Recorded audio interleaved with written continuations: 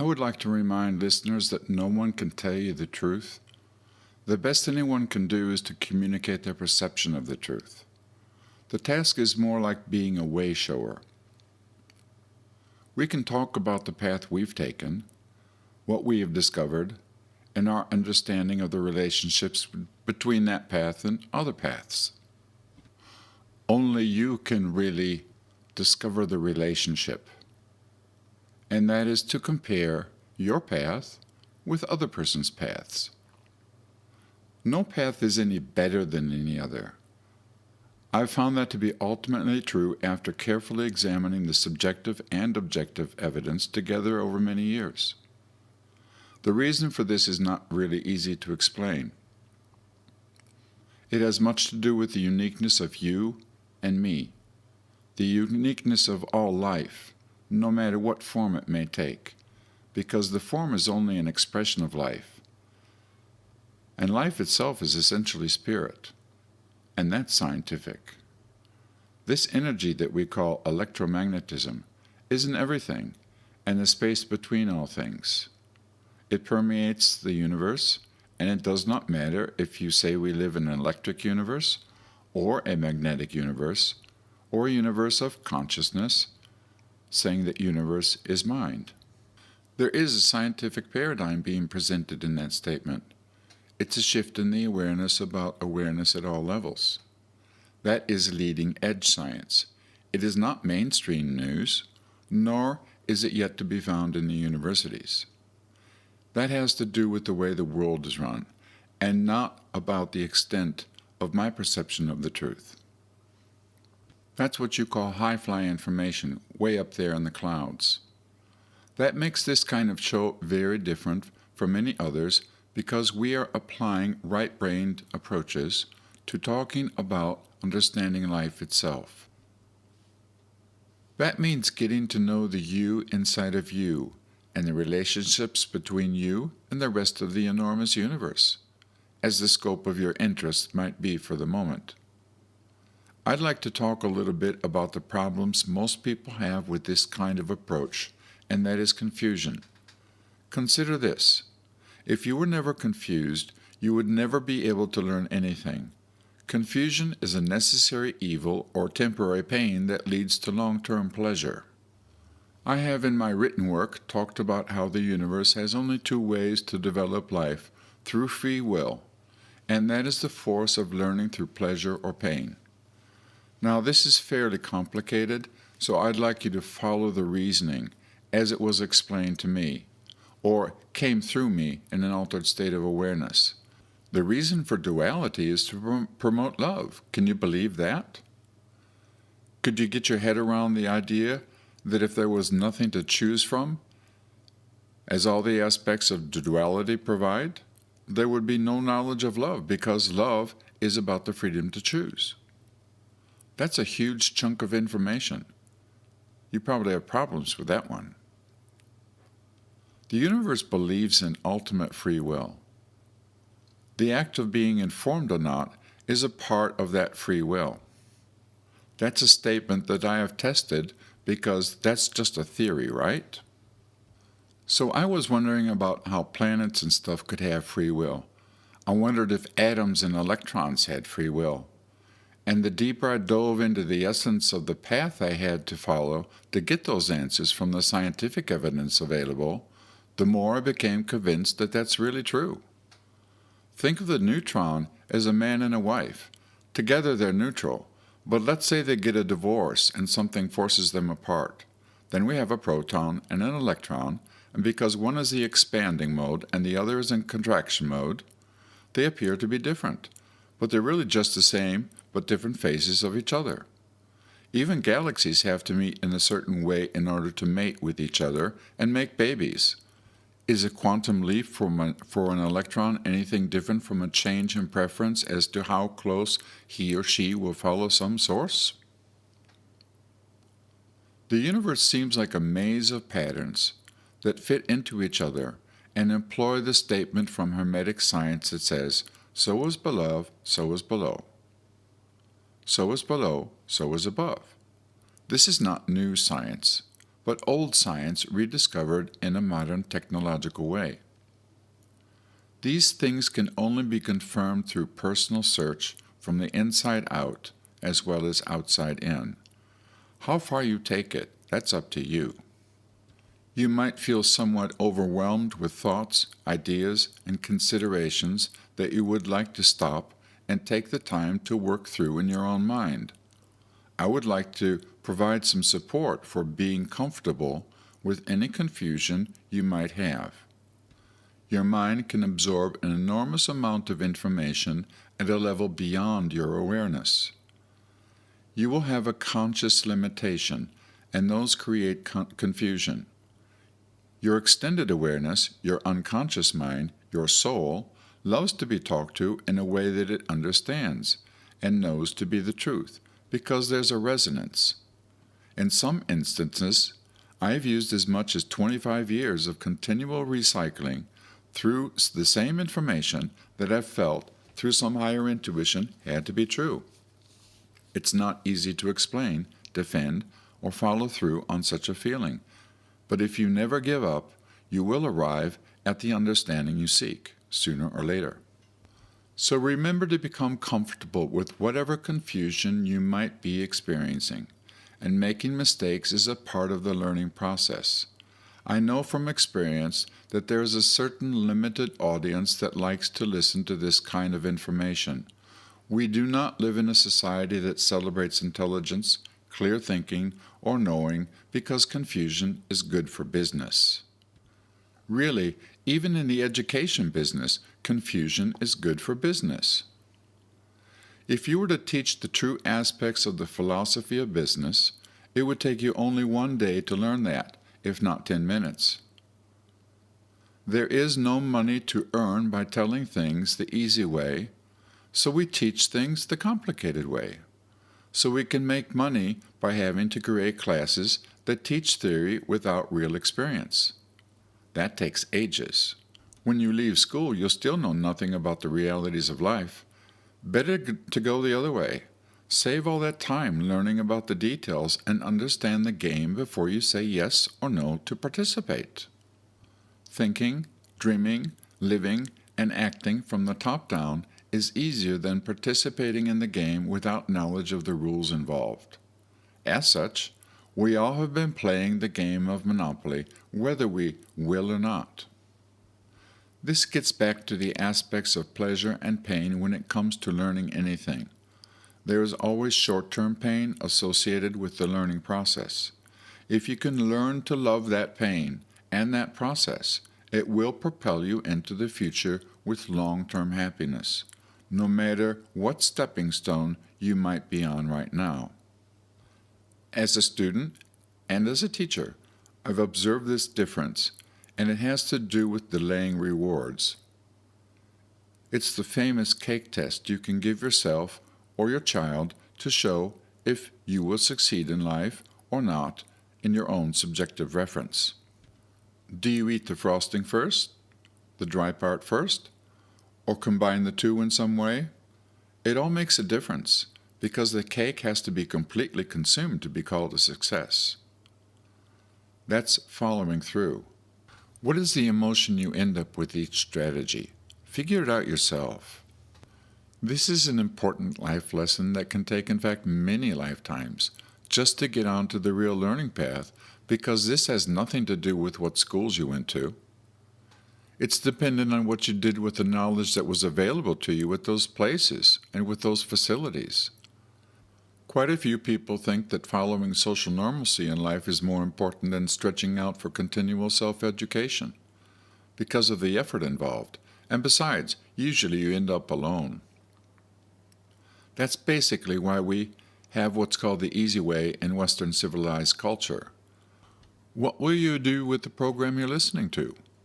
If there's something you find intriguing, do you go back and try and find out what it is you didn't understand? That's what I do. That's part of the learning process, to repeat what you heard over and over until you get it right. I use a call recorder on my Skype system because some of the conversations are highly filled with content to such a level that I can't drink from a fire hose and do not feel comfortable without allowing my conscious mind to follow the information that's provided. I let the recorder fill up for me, and I can listen again. Information of this nature is exactly like drinking water from a fire hose for many people. Remember, these shows are archived. Do something with that and start your learning process. Of course, you'll have to make many bridges from where you are today. Become comfortable with that, because in other places you may have come much further. There are so many things to become aware of as a human. We are really talking eternity here. Imagine how boring it would be to know it all.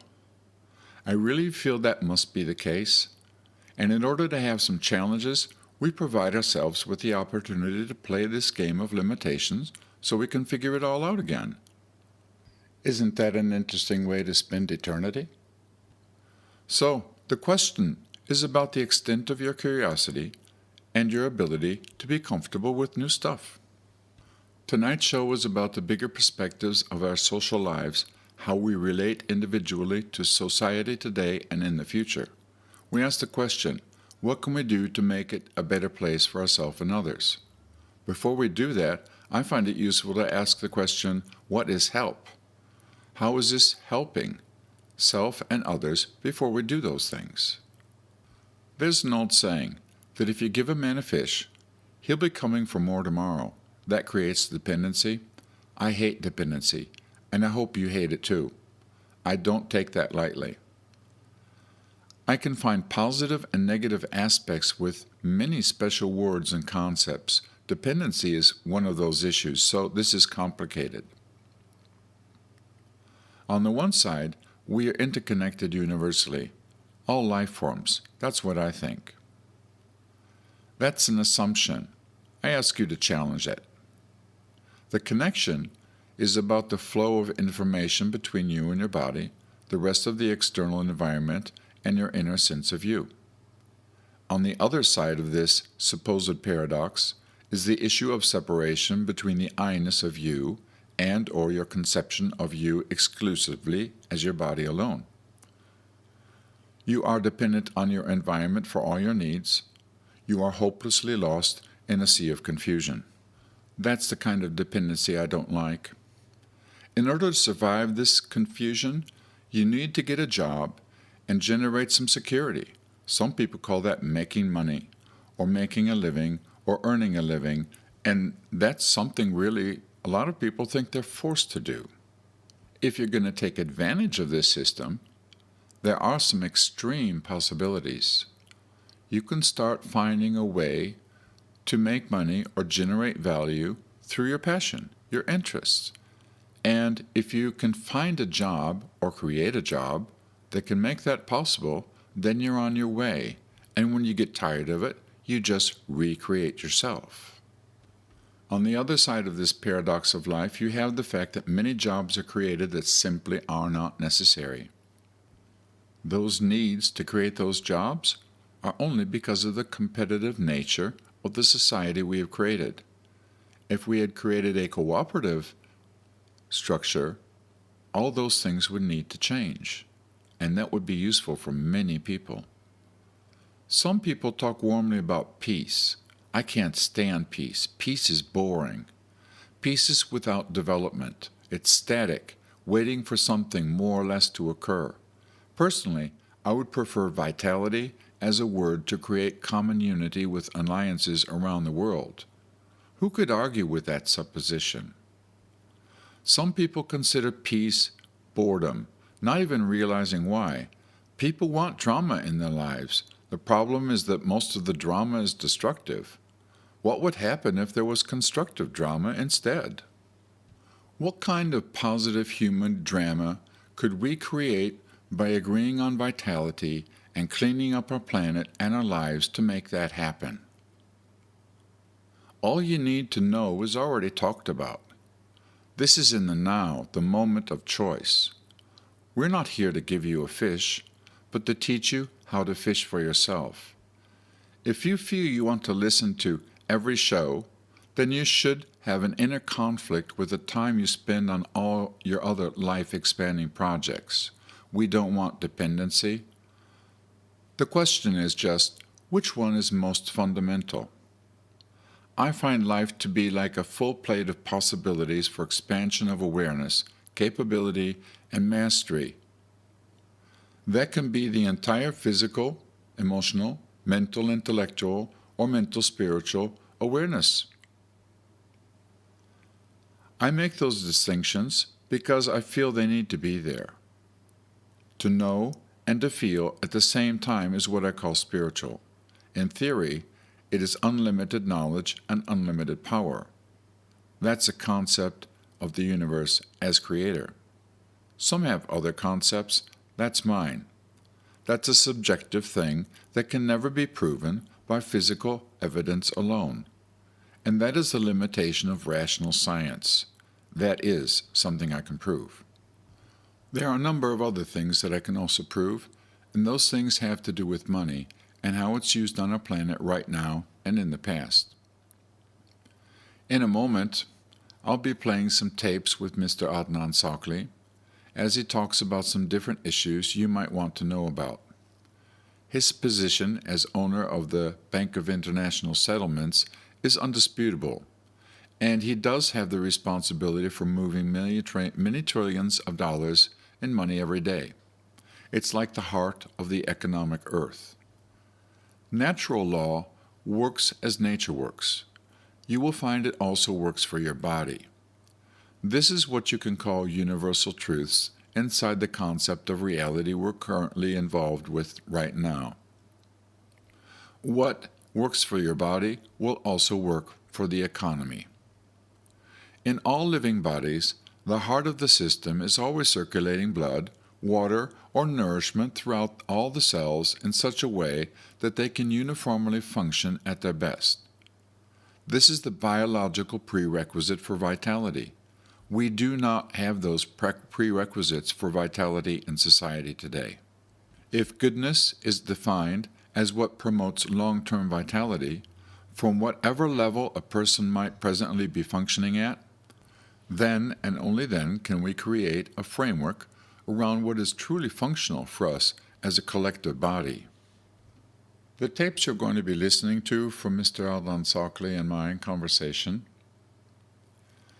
deal a lot about the ridiculousness of fiat money and how people have been working to make profits in an extreme way by investing in bonds and securities, stocks, trades, and how this circulation of money, profit for the very few, has harmed seriously the rest of the world that is not participating in this inner circle. Now, this is something we've all been born into. A lot of people would be surprised that there is an underlying structure to the way things are run. I just provide you this evidence so that you can understand for yourself that the other information built around this evidence, there's something behind it. There are reasons for everything. And what we've experienced over thousands of years actually is that money in the hands of the few is not good for the many. It never has been, never will be. So what needs to happen, in a way, is that the power of money, the decisions of how it's to be used and how we govern ourselves, must come back to the people in order to save the people. I have an interesting way to put it. I say, kill the competition, save the people, and that way nobody dies. The structures that Mr. Sakli has been working under are also structures that he was born into. There's nothing you can do about that. However, if you move high enough up into the structure and you've discovered that it really needs changing from the foundations, you would make an attempt to do that, wouldn't you? That is the essence of what Adnan Sakli is attempting to do. It's a difficult task. It's never been done before. So we have to play this as we go.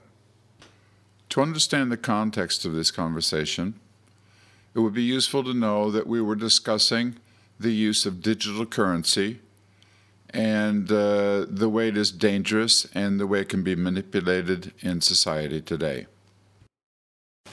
No, it can't happen in that format because what initial game plan was to set up about 7 or 8 international global currencies. Mm-hmm.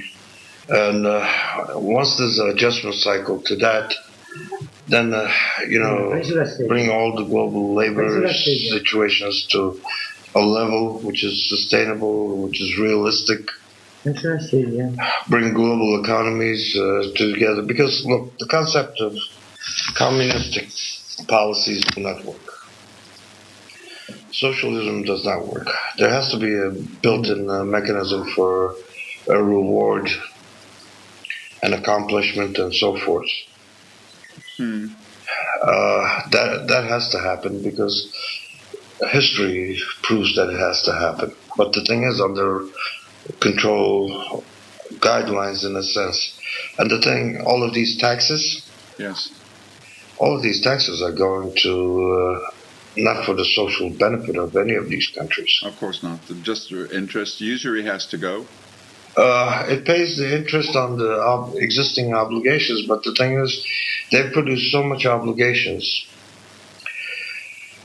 The first time I discovered how the values, the creation of these electronic funds, I saw the numbers, and you saw the statement of my accounts. Yeah. It's ridiculous. Yeah. I said, why wouldn't somebody just keep creating numbers? It's just for power. That's the answer I got. And I said, who's got the most numbers? He says, you do. I said, but I didn't request it. He says, well, you wound up becoming in that position. And of course, the other thing is the bankers, in order to make commissions, which they work on commissions, have to do more trades with bigger numbers so they can take a bigger commission. People have been fooled into perceiving the need for competition because money has always been issued as debt. If that paradigm is not resolved, people will never come to clarity. Well, that's why the debt has to be eliminated, but in a controlled format. Exactly.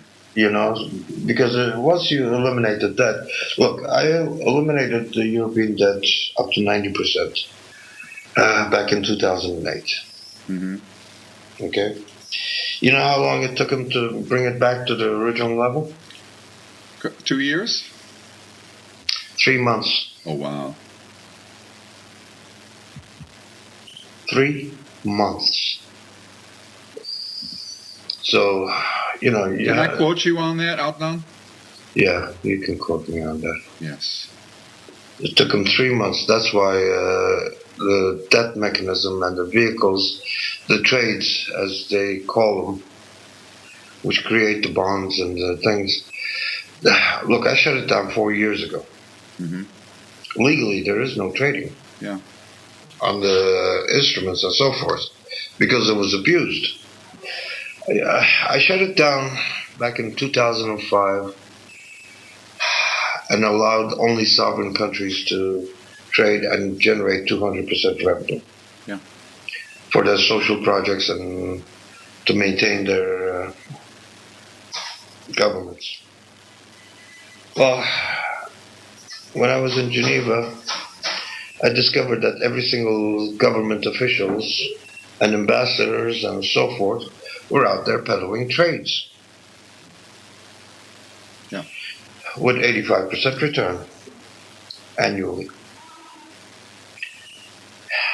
That got me pissed off. I didn't say anything. And of course, that was the Rothschilds and the Vatican and the French and the Germans and the XYZ, all of the above, Austrians especially, NATO. NATO is extremely dependent on the trade business, the high yield investment or private placement or whatever you want to call it. I which think, is basically creation of credit lines for the buying and selling. Aynen brother, you know. Well, the problem is I own all those oil contracts, hmm as well as the thing because of the fact that I wound up with the sovereignty situation. So technically, I am the sovereign of your country. yeah, I know. Now, which means they have no right to any of those oil contracts which they're using. You ne yapayla brother. So, in which case, it makes life very simple being in that position to reappropriate the positions of the assets towards the people once these people are eliminated out of the structures. Yeah.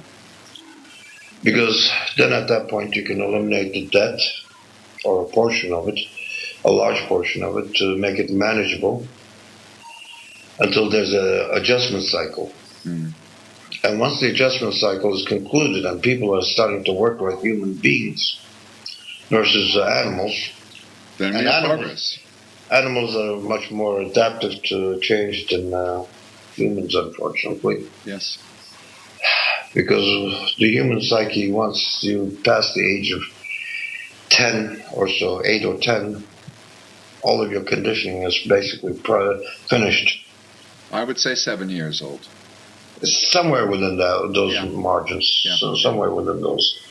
So the conflict you have is trying to adapt change in a cycle which hasn't known anything better. I'm going to ask you to take note, special note, of the last thing that Mr. Adnan Sakli said. He said that humanity has never known anything better. And that's the truth.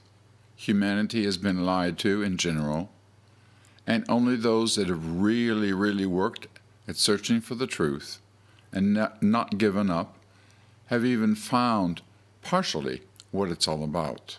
So the scope of the transition that we are going through is enormous.